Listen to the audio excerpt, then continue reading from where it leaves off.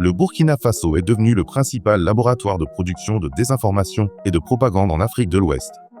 Cette communication a pour objectif de contribuer à la suprématie du pouvoir militaire.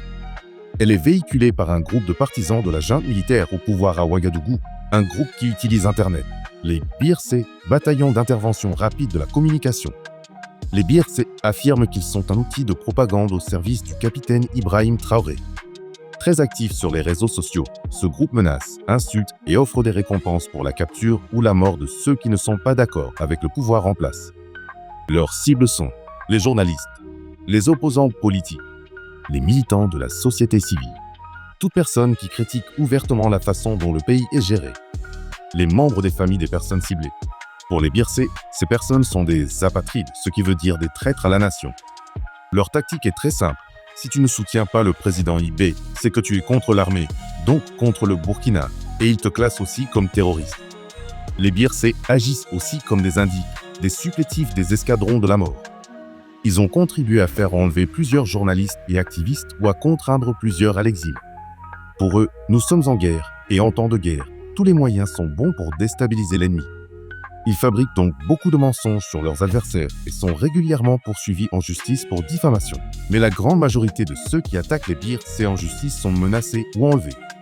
Les BIRC, tout comme les Wahiyans, ont été créés d'abord par le chef des services de renseignement Oumarou Yabré pour propager de fausses informations sur les fausses tentatives de coup d'État.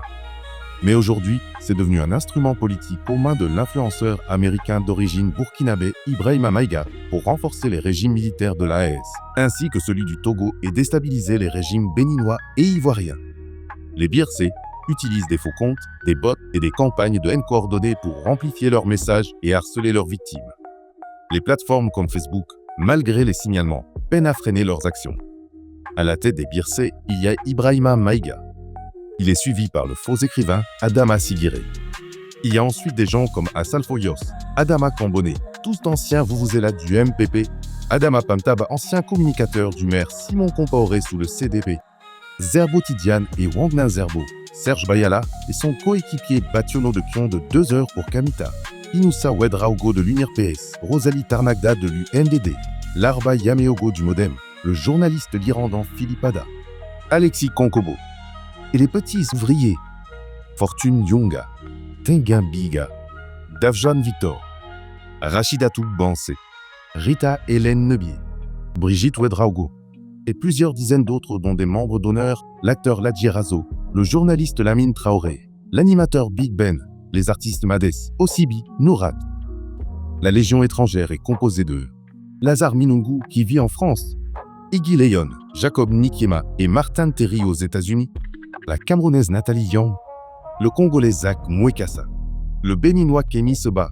Les Ivoiriens connaissent Gbagbo, Bravador, Tiesco le Sultan, Kamara Maïmouna Laguepe. Qu'ils soient de la Légion étrangère ou qu'ils agissent au niveau local, les BIRC sont prêts à toutes les bassesses pour salir l'honneur des honnêtes citoyens. Ils sont grassement entretenus par les militaires au pouvoir à coups de millions pour faire ce sale boulot. Leur objectif, c'est de faire taire les voix critiques, d'empêcher la prise de conscience, de cacher la mauvaise gestion des maigres ressources de l'État par leurs maîtres. Ils ont suffisamment nui.